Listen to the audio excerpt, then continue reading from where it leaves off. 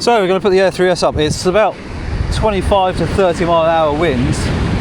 Not that it seems like it, but you can see the waves. So I just want to get a bit of slow motion along there. So not over the water so much, but along there. 240 frames a second. And let's see what it looks like. Should look cool. The gusts are quite evil.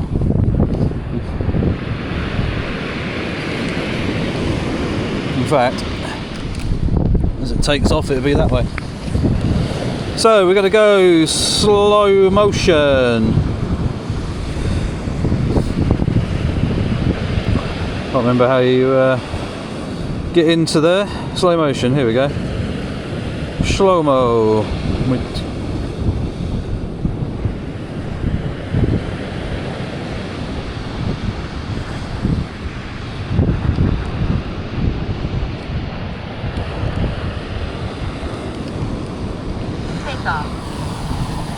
The fact is, it's blowing. The wind is blowing me quite well. So,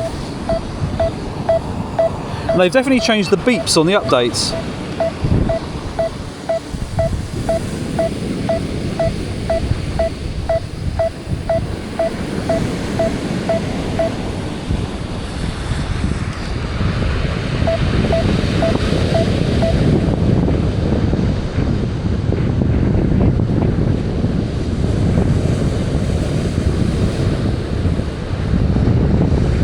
That's incredible. Not that you'll be able to see anything.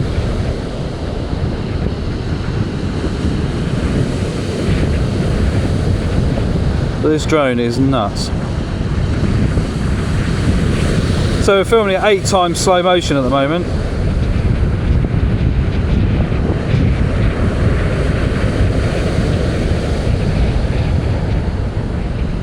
I'm just going to sit there for a minute.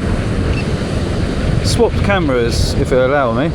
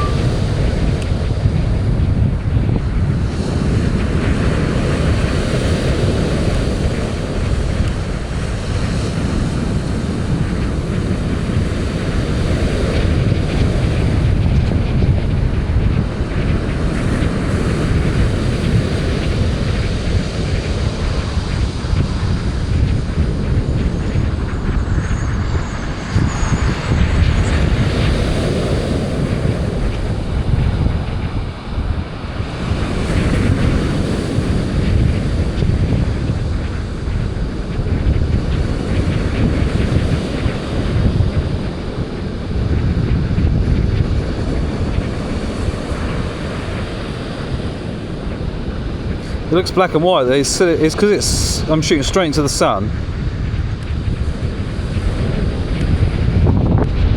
Quite incredible.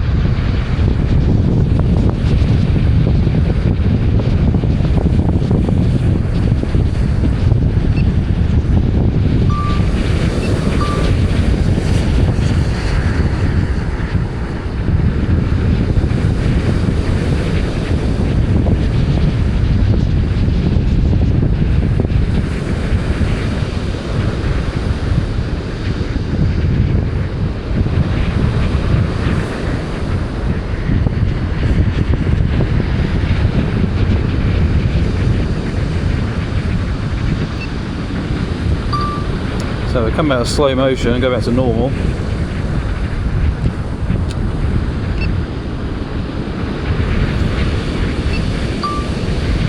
That's how far away we were from where I was looking.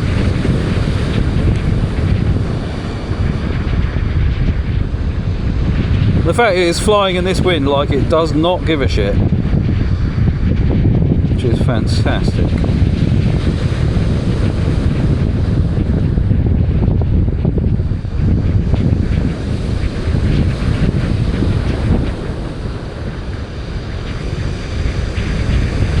Those shadows are wicked.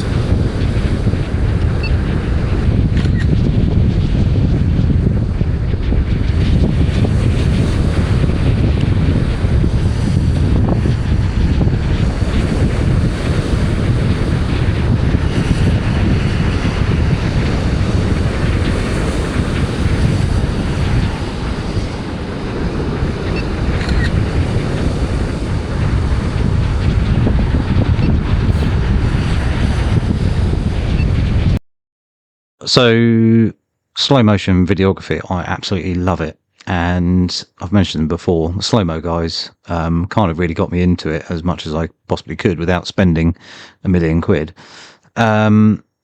So up to 1,000 frames per second with my RX10 Mark IV, but the DJI Air3S can do 240 frames per second, which is 8 times slowed down basically.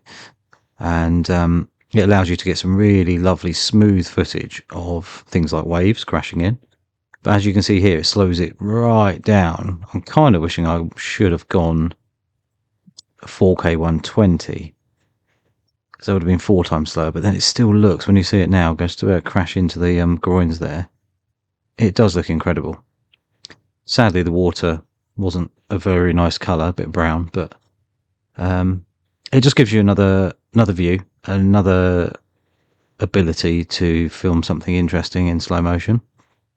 And yep, unfortunately it's only HD, but there we go. It really does give you another option that you can film with. So there we go. And I just find it fascinating that you can, you know, be flying the thing, filming it in that speed, and when you look back you're thinking, wow. So you kind of do have to think about your shots. So for example, I'm looking straight down from above. I'm about 100 feet up or a bit more, looking straight down, and yep, the waves are crashing in, but I'm kind of locked into that kind of view, which still looks quite cool because you've got the shadows on the left hand side there from the groins. You've also got the shadows where the water's just crashing now because the groins run along the edge as well. It's a really strange setup, but they look really good as a photography and videography side of things. It really adds an interesting look. But the fact is the waves were crashing in massively. Another thing, I'm still blown away by how good it is in high winds. So it was a high force as well. It wasn't just the fact that it was sort of 35 to 45 mile an hour gusts as such. The constant blowing was quite, quite forceful. So would I have flown the Mini 4 Pro in this? Probably not. I mean, it would, but the Air3S is just on a different level of stability and everything like that, and it got more power at the end of the day. Mini 5 Pro, it would do it, and I'm sure people have flown in this.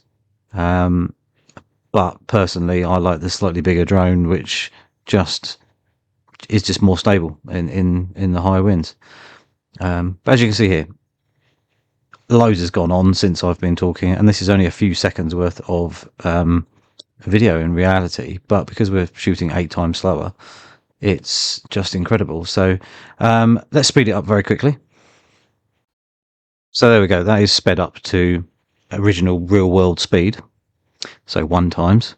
And as you can see here, it's still, I've been recording for a while, but you can see the huge difference in the way the water moves, and how quickly the splashes happen. So it's just amazing how you can slow it down enough to be able to see some interesting stuff. So yeah, obviously you could use it for many different situations: cars, bikes, and animals and stuff. So if you're following a horse, for example, galloping, it'd be quite cool. So back into slow motion. There we go, slowed it down, and I started to rotate. And this is probably going to be the slowest rotation in the world ever, but I just changed my angle of view very slightly on this area. But I then started to pull down as I was rotating and tilt the camera up, and you'll see that happening now. So you're doing multiple maneuvers with your thumbs and your other fingers at the same time. So I find it fascinating, and find it also the challenge of being creative. So I generally do not use any of the tracking situations really. I'd rather fly it fully manually. Yes, I've got anti-crash on and stuff like that generally, but I like to fly it manually so I can control exactly what's going on. Yeah, it might not be perfect, but I've got what I want at the end of the day, and it's just allows me to get something a little bit different that someone else might not, you know. There we go. So now I'm starting to bring it down with the camera moving up. And as you can see here, the shadows, the waves, and everything like that. I just think it's just wicked. And yeah, it's not in 4K, but it still looks pretty good. Shooting in harsh conditions, so the light was very, very harsh, and you can see the reflections here. And I didn't have a didn't have an ND filter on, but I think it's quite cool. I think maybe if we swap into black and white right now, it could add an interest, add a bit of contrast, and you know, it just adds that look. This is a place called Pet Level. It's in East Sussex. It's between Hastings and Rye, basically, and yeah, it's a brilliant place for wildlife photography because you've got the lakes just the other side of the seawall, and you've also got this here, which, depending on the time of day, what the tide's doing, and things like that, it really allows, and what the weather's doing, it really allows you some different sort of looks. So I've done music video style videos on here. I've done photo shoots. I've done just flying the drone along, doing things like this, just experimenting. It's just very picturesque. You know, it's battered by the waves constantly, so there is the Environment Agency putting stones back all the time, and it's just crazy. Here the groins there, you can see the black, the groins now, but just the way I love the fact you can slow it right down and capture stuff going on. Just for me, I just love it. It's just great fun, and you know, like I say, the slow motion thing, it just allows you to see things you might miss in real speed. So yeah, there we go. We're just going to hop on to the next clip, which is this one. So this one's one of the earlier clips. For some reason, it doesn't look all that sharp. It's with the main camera.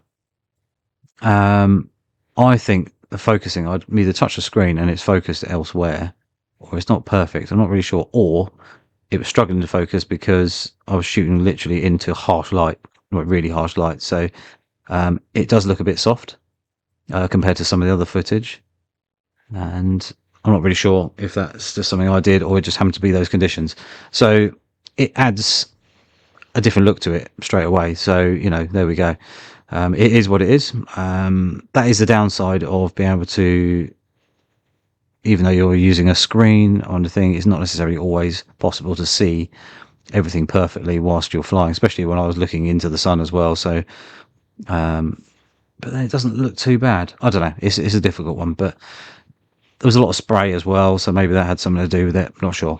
One thing I did find amazing with the Air3S is the fact that you've got the two cameras. So you've got a 24mm wide angle, and you've also got, they say it's 70, but actually on my software it's showing as a 72mm lens on the second camera. So you can actually be well away, and actually quite a long way away from big waves and everything like that. So it allowed me to not get any spray coming up. I could still get the shots that I wanted without actually the drone being at any risk, really. So there we go. That's quite handy to have that, and it just gives you a different look as well. So there we go. Got to finish the video up now. I just thought I'd show you guys if you haven't really, you know, ventured into the slow-mo world, really. I just find it fantastic, and it's just awesome, especially when you can see the big waves building and they're about to crash through the groins. As you can see in the distance already, it's just about to happen. It almost needs a pirate ship or something just to come around that point up on the cliff, and then it would just be insane. Something like out of the Goonies or something like that. If you've ever seen the film at the end when the pirate ship appears as it comes out. But there we go. So the big waves crashing there. I want to do some more like this. Now I know that the Air3S is absolutely fine in that sort of wind level. I'm much more confident, and I think I'll be doing a little bit more. It's just, yeah. And you don't have to fly super far. I was flying, I don't know, 500-600 feet down the beach, something like that. Not far. I can still see it very clearly, and not all that high. But you can see here, it's just awesome. I just love it. And you know, the tech we have now and the ability to capture stuff like this is just awesome. So just need some cool music to make it interesting, and a bit of cinematic kind of feel to it. But there we go. Anyway, hope you enjoyed the video. Any questions about the Air3S? Feel free to ask. I might be able to answer questions. I'm not sure. Because there'll be another video coming where I'm a complete muppet, and yeah, if you haven't seen that one, it's worth looking at. Yeah, and don't forget to click the subscribe button, little notification bell as well, and I'll see you soon for another video.